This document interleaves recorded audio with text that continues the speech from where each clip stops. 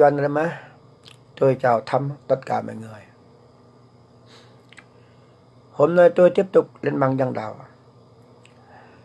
Tôi tiếp tục lên băng giảng đạo để làm sự cứu rỗi, để làm sự cứu chuộc cho chúng ta. Trên thế gian này, trên thế giới này, không có một người nào làm sự cứu rỗi tất cả người trong chúng ta. Bởi vì tất cả mọi người đều phải chạy hết. Chúa phán trong đời Noe thế nào khi con người đến thời ấy. Trong đời Noe có nước lụt. Trong đời chúng ta hôm nay có biển lửa. Chúng ta đã thấy con người ta chết trong lửa. Từ năm 2019 con người ta chết trong lửa. Người ta đốt trong lửa để được ứng nghiệm trong đời Noe, để được ứng nghiệm trong Kinh Thánh. Chào em Minh Thành và chào tất cả mọi người. Tôi hôm nay hơi trễ, ngủ quên. Cảm ơn Chúa, cảm ơn mọi người nha. Chào con Itok Kappa và chào tất cả mọi người. Tôi chúc cho tất cả mọi người vui vẻ khỏe mạnh, luôn luôn vui vẻ khỏe mạnh, dồi dào nhiều sức khỏe tốt đẹp chỗ cùng tất cả mọi người. Amen, amen mọi người nhé. Như tôi đã giới thiệu là tôi và Lan Nhân Đoàn là thánh linh và vợ mới. Trong kỳ cuối cùng thì cuối cùng là Chúa cho chúng ta tin cậy nơi thánh linh và vợ mới. Thánh linh vợ mới trước đây là anh Sang Hồng. Tôi nghe ngóng tình hình, người ta nói là anh Sang Hồng là thánh linh, vợ mới của anh Sang Hồng là Giang Kỳ Cha, là Đức Trời Mẹ đó, mà chết rồi. Làm Đức Trời Mẹ lại chết, làm Đức Trời Cha lại chết. Đó là không phải thật, không có thật, đó là giả. Giả thì chết, thật thì sống. Vì tôi mà tin TTB Chúa chết ạ. Vì tôi là thật, TTB Chúa giả. Chết 58 tuổi, vì tôi là thật. Mi Cút về tôi, Nguyễn Nhào về tôi, Bắc Nam sẽ một nhà vì tôi, Lan Đoàn và tôi, Lan Đoàn là miền Bắc, tôi là miền Nam. Thành Đinh bờ mới là Bắc Nam sẽ một nhà, được ứng nghiệm. Thành Đinh bờ mới của chúng ta. Chúa phán hãy đi dạy dỗ muôn dân, hãy nhân dân Đức Cha, Đức Con và Đức Thánh Linh mà làm phép ba tem cho họ. Hôm nay tôi là Thánh Linh, làm phép ba tem cho chúng ta. Lan Đoàn là vợ mới, là đền thờ mới, là nhà Đức Yêu Ba. Cảm ơn Chúa, cảm ơn mọi người nha. Đó. Hội thánh chúng ta là hội thánh gia đình. Người Mỹ gọi là Family Church. Ngày xưa người ta làm văn phòng, ở cơ quan. Khi có dịch bệnh, tức là nhà của họ là văn phòng, home office, họ nói như vậy, home office. Ngày xưa là office của họ là ở cơ quan.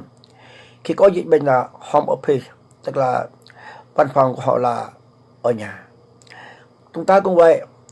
Family Church trước đây là church là ở ngoài nhà thờ, ở ngoài. Hôm nay là gia đình chúng ta là nhà thờ. Cảm ơn Chúa, cảm ơn mọi người nha. Để được ứng nghiệm, tức là ngày xưa Chúa cứu gia đình, không phải cứu hội thánh.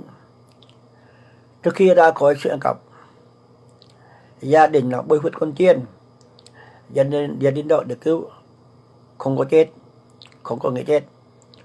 Được ứng nghiệm trong ngày hôm nay, ai là phép báp-têm bằng Thánh Linh sẽ không chết trong lửa. Cảm ơn Chúa, cảm ơn mọi người nha. Bây giờ chúng ta nghe lời chia sẻ gửi âm của mẹ chúng sinh. Mẹ chúng sinh chúng ta là Lan Nhân Đoàn, là mẹ chúng sinh đó. Cá không ăn muối, cá ươn, con cái cha mẹ trăm trường con hư. Chúng ta phải nghe. Các linh mục, các mục sư phải nghe mọi người nha. Là tôi mới dậy để được tôi kiểm tra chút cho mọi người nhé.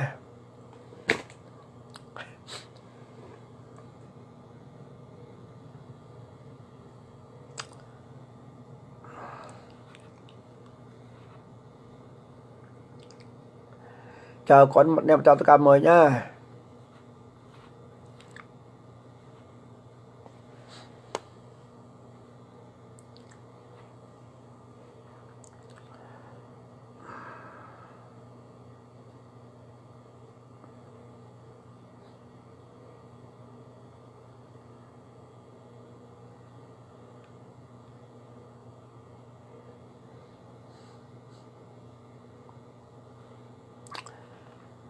Hôm nay về chuyện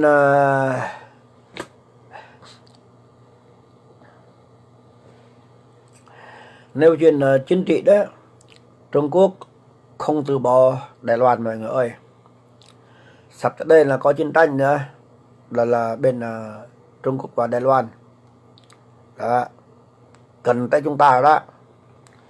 Bởi vậy chúng ta là phải lo trước mọi người nhé. Chúng ta nghe lời âm chia sẻ của mẹ Lân Đoàn mọi người nhé, để tôi coi thử nha.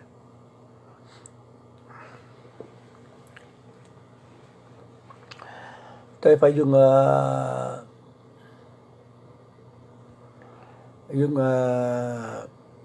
YouTube để mình biết được nha. Chúng ta cố gắng nha mọi người nha, chờ chút nha mọi người nha.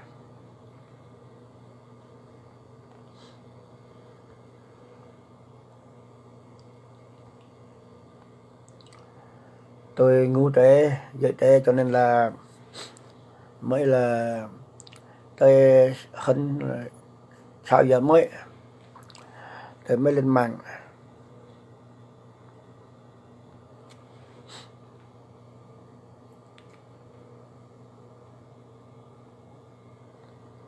Hơn nữa là máy của tôi là chậm lắm, nó chậm.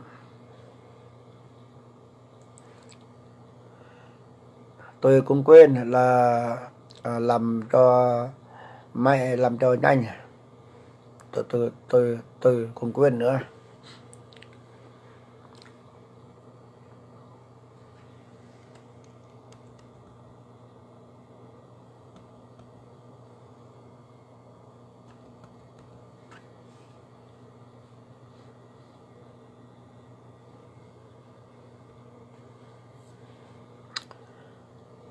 Cố gắng chờ chút mọi người nhé, cố gắng chờ chút nhé.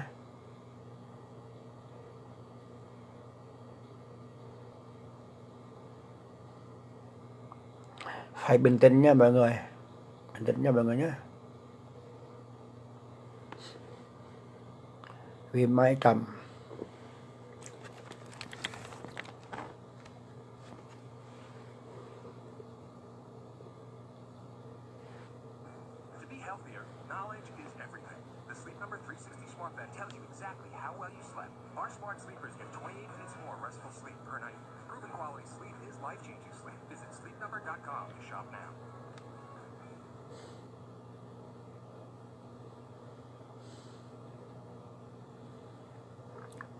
Xin lỗi mọi người chờ chậm nha mình nha. Xin lỗi mọi người chờ nhé.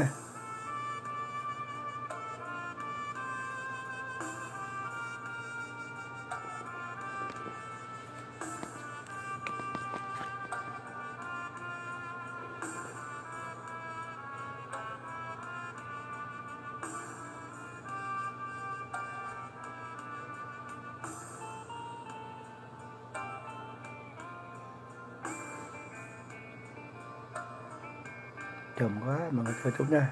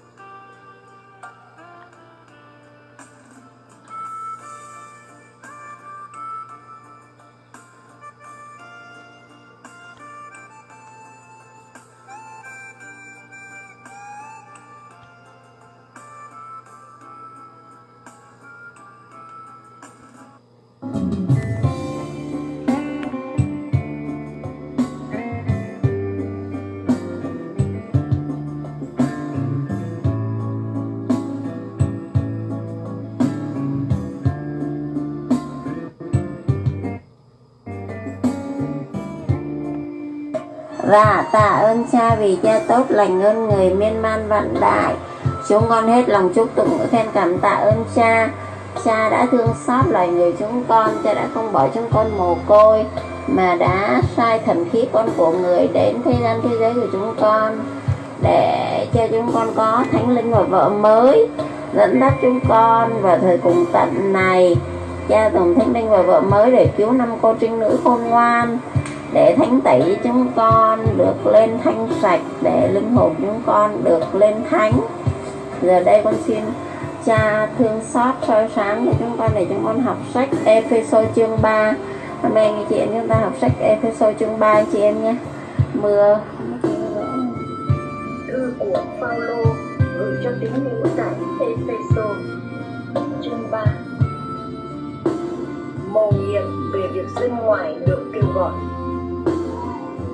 Bởi lý do đó mà tôi, Phaolô, làm tù nhân của Đấng Christ Giêsu, vì cớ anh em là những người ngoại. Chắc hẳn anh em đã nghe rằng việc quản trị ân điển của Đức Chúa Trời đã ủy thác cho tôi để lo cho anh em, và Ngài đã mặc khải cho tôi biết lẽ mầu nhiệm như thế nào, như tôi đã viết vắn tắt cho anh em. Khi đọc đến điều đó, anh em có thể nhận thức được sự hiểu biết của tôi về mầu nhiệm của Đấng Christ là điều chưa từng tiết lộ cho con cái loài người trong các thế hệ trước, nhưng bây giờ được Thánh Linh bày tỏ cho các sứ đồ thánh và các nhà tiên tri của Ngài. Sự mầu nhiệm đó là nhờ tin lành, dân ngoại được trở nên những người thừa kế, những chi thể của cùng một thân, và những người cùng chia sẻ lời hứa trong Đấng Christ Giêsu. Tôi được trở nên người phục vụ tin lành bởi quà tặng ân điển của Đức Chúa Trời ban cho tôi qua sự vận hành của quyền năng Ngài. Cảm ơn Chúa. Cảm ơn Chúa. Giờ ứng nghiệm này anh chị em nghe. Chúng ta tất cả cõi đất này á, là dân ngoại hết, không có ai biết đường lối Chúa, không ai biết là người có đạo hết.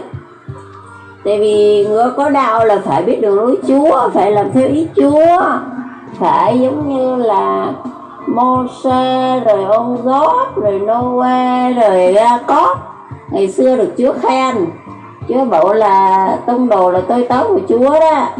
Chúa bảo Chúa là Thiên Chúa của Abraham, của Gia-cóp, của Nô-e, của Mô-sê đó.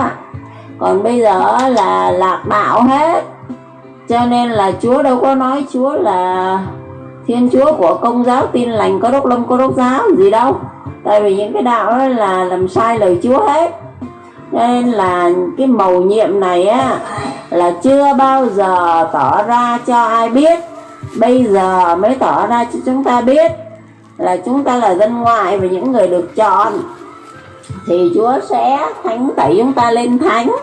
Cho nên là Chúa mới đến như kẻ trộm kể từ Covid 2019 trở về đây, để mà ngồi ở trong thánh gian, để mà xét xử các dân các nước, rồi luyện bạc luyện vàng, để cho 5 cô trinh nữ khôn ngoan là trở lên như là vàng bạc châu báu, để cho mà được cất vào kho lẫm của Chúa. Là ở kho lẫm là cái thành thánh Galati chương 4 câu 26 đấy. Đấy là cái hội thánh mới của Chúa, là cái thành thánh Jerusalem mới từ trời xuống, mới nắm giữ cái bí mật mà dẫn chúng ta vào thiên đàng.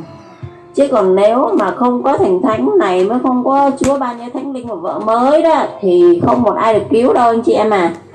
Cho nên anh chị em phải lấy đấy mà ngợi khen chúc tụng Chúa, mà làm đúng điều Chúa dạy. Chúng ta phải tập trung chú ý vào cái thái độ của chúng ta nghe lời Chúa có sinh ra hoa quả là do là cái thái độ của ta có chú ý hay là không chú ý.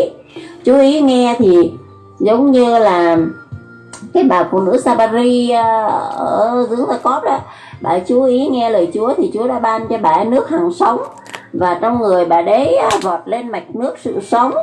Thì cũng giống như là môn chốt với là gia đình coi như là Timôthê Eban đó, chú ý nghe lời Chúa và tin vào lời Chúa, thì Chúa đã dùng để mà làm tông đồ của Chúa. Mà ai không nghe tông đồ của Chúa là ăn đòn đấy theo, bị ung thư, rồi bị té xe, rồi đi về thì cây xăng bốc cháy ở cây xăng đó anh chị em thấy không? Có nghĩa là đấy là thiên thần mặc sắc phàm đó, Nhiều người được đón rước thiên thần mà họ không hiểu đâu, thiên thần mặc sắc phàm đấy anh chị em à. Cho nên cái thời cùng tận là Chúa sai tôi tớ của Chúa đi, tại vì gia đình ấy ba nó là có dấu chứng của Thiên Chúa, hai vợ chồng đều có năm sinh tháng đẻ là có 3 con số 7, cho nên là số 7 là thuộc về Thiên Chúa. Chúng ta vừa nghe mẹ dân đoàn giảng lần Chúa đó, giảng luận lời Chúa đó là thiên thần. Giờ đi là thiên thần đó là mong chất cũng vậy, và tất cả người nghe chúng tôi giảng đó tức là thiên thần đi ngang qua cây xăng trái, có nghĩa là cây xăng là tội lỗi, cây xăng tội lỗi, có tiền không chuộc tội thì nó bị cháy.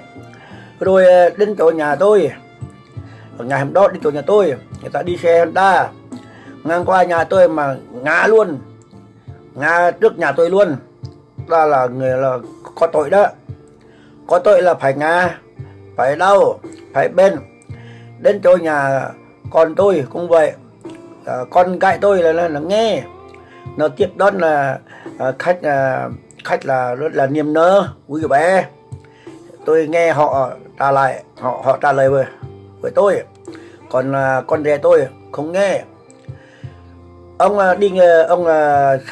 ông làm điện, đang lại làm điện đừng nói, im thôi là không nói gì, vừa làm điện siêu điện vừa nói nữa, vừa trong lại lời của thiên thần thì bị đó.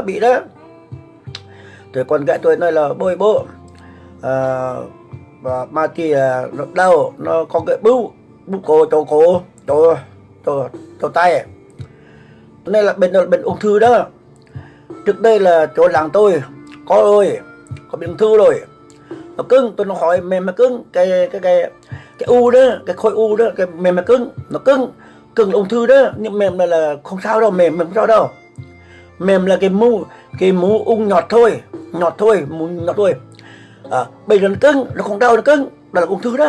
Tôi nói như vậy đó, bị khổ lắm, bây giờ nguy hiểm quá. Cảm ơn Chúa, cảm ơn mọi người nha. Bởi vậy chúng ta đã thấy rồi